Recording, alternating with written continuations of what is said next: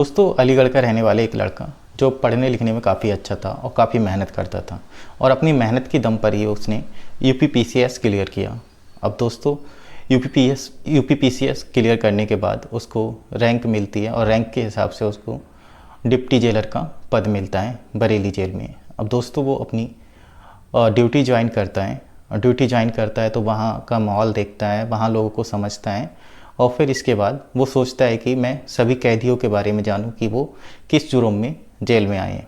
तो दोस्तों वो एक एक करके कैदियों को बुलाता है और उनके बारे में जानने की कोशिश करता है।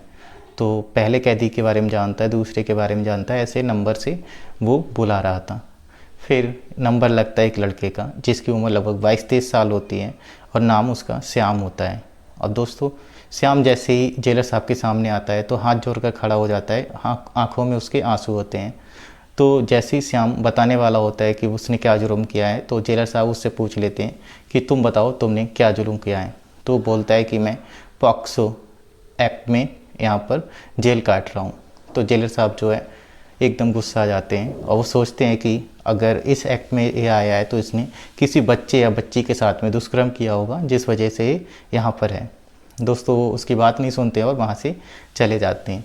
तो ऐसे ही जब भी दरबार लगता, जब भी वो लोगों के बारे में जानने की कोशिश करते तो वो लड़का उनको एकदम मायूस सा हाथ जोड़कर खड़ा हुआ और आंखों में आंसू इस तरह से वो पाते थे। तो वो सोचते हैं कि क्यों ना इसके बारे में जाना जाए। तो वो पूछते हैं कि चलो तुम बताओ अपने बारे में, तुम्हारी कहानी क्या है। तो वो बताता है कि सर मुझे मेरी पत्नी से मिलवा दीजिए, मैंने उसे बहुत समय से नहीं देखा है, प्लीज़ उससे मिलवा दीजिए। और वो जो जेल में गया था श्याम, वो अपनी पत्नी की वजह से जेल में गया था। क्या है इसके पीछे की कहानी दोस्तों, हम इस वीडियो में जानेंगे। तो आप वीडियो में कंटिन्यू बने रहें। चैनल पर पहली बार है तो चैनल को सब्सक्राइब करें, वीडियो को लाइक करें और दोस्तों के साथ शेयर करें। दरअसल दोस्तों ये कहानी है बरेली की। बरेली में एक जगह है रोडवेज के पास में श्याम नाम का एक लड़का रहता था जो एक प्राइवेट कंपनी में काम करता था। अब दोस्तों वो प्राइवेट कंपनी में काम करता था तो उसका बस से आना जाना लगा रहता था।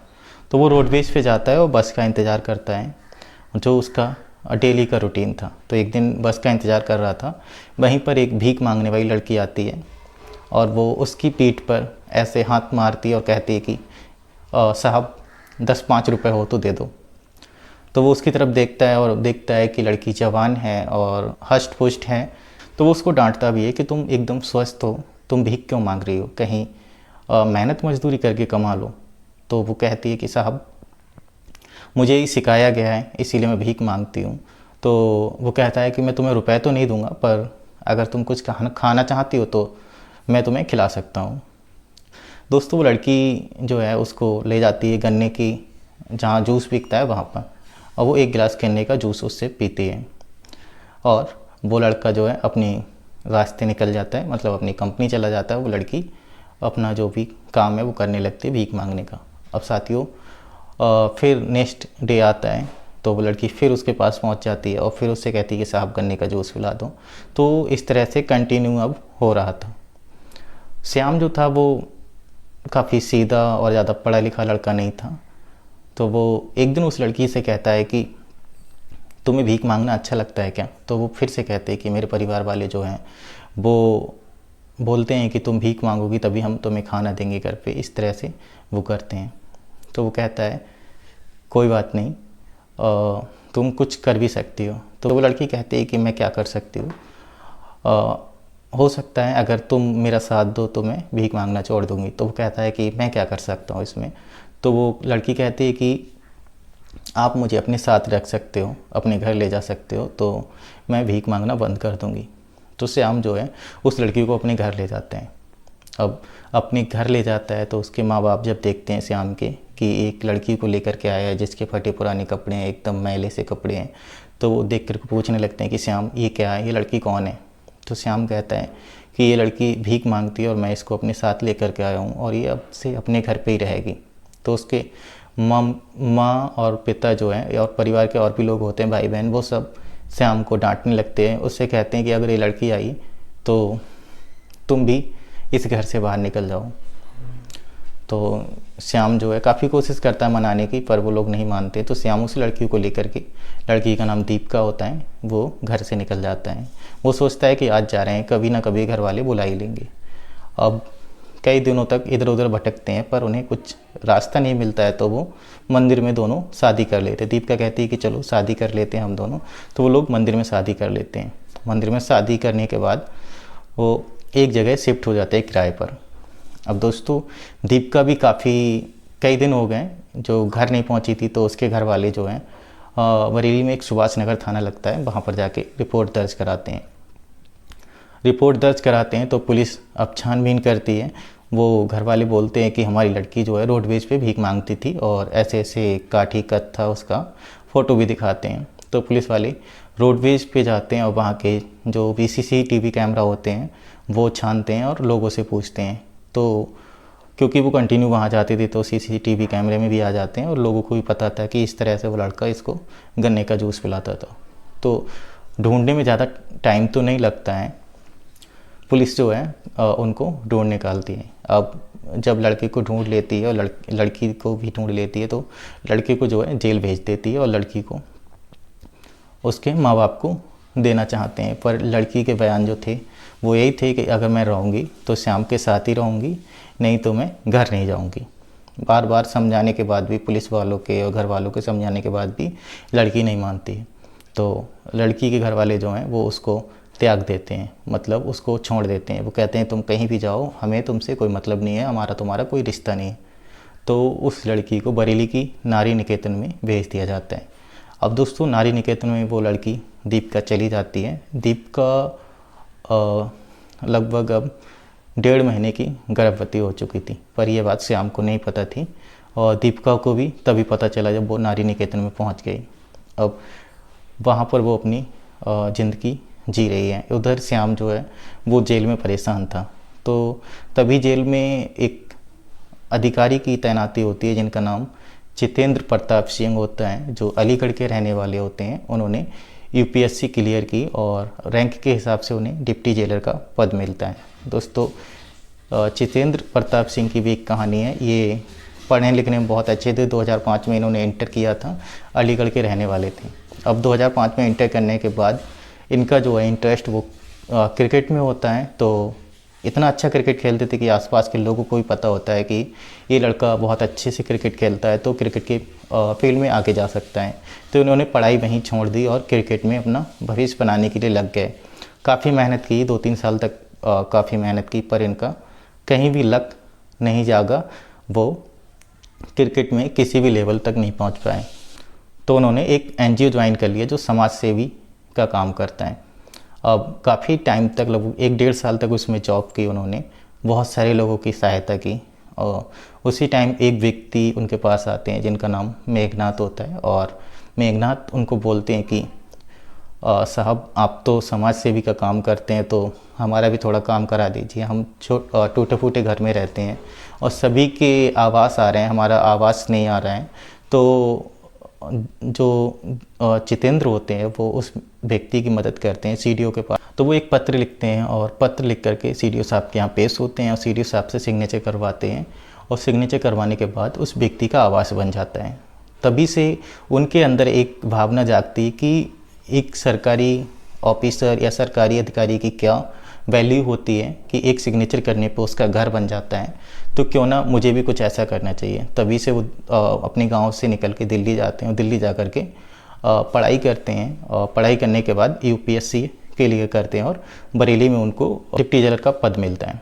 तो दोस्तों अब क्या है कि वो डिप्टी जेलर वहाँ बन जाते हैं। तो वो जानना चाहते हैं कि कौन सा कैदी क्या करके आया हमारे यहाँ पर।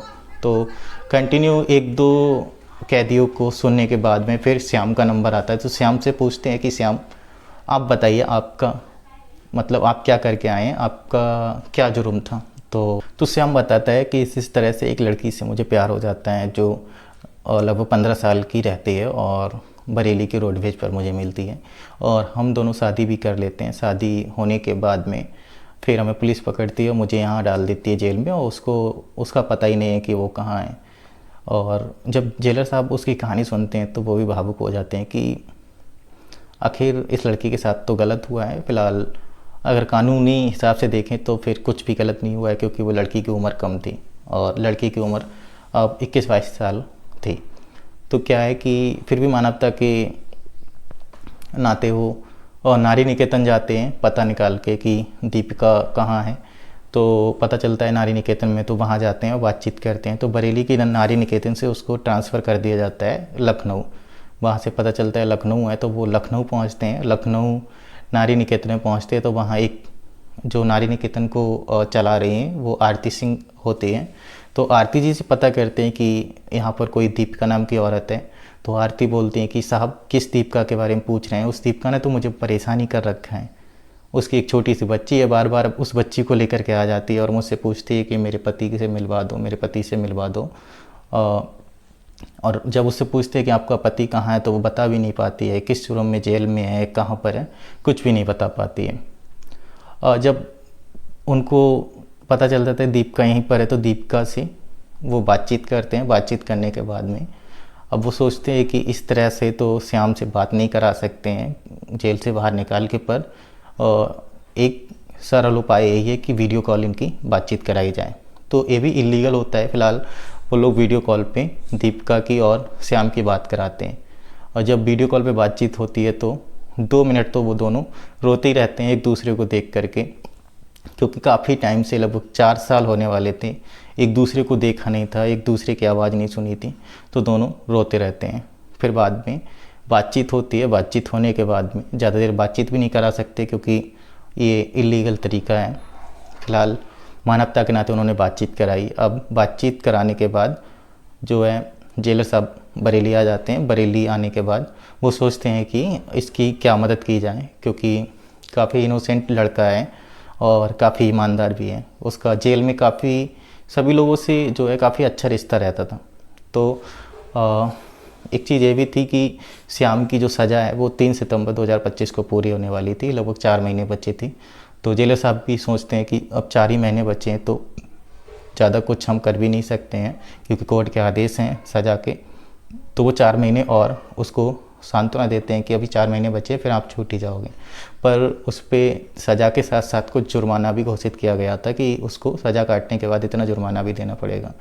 तो जैसे 3 सितंबर 2025 आता है तो उसको छोड़ा जाता है, और छोड़ने के साथ साथ जो भी उसको जुर्माना घोषित किया गया था वो एक संस्था होती है वो वहन करती है, और कुछ पैसे जो डिप्टी जेलर होते हैं वो श्याम को देते हैं और उसे बोलते हैं कि आपकी दीपिका लखनऊ में नारी निकेतन में, वहाँ से जाकर ले आओ।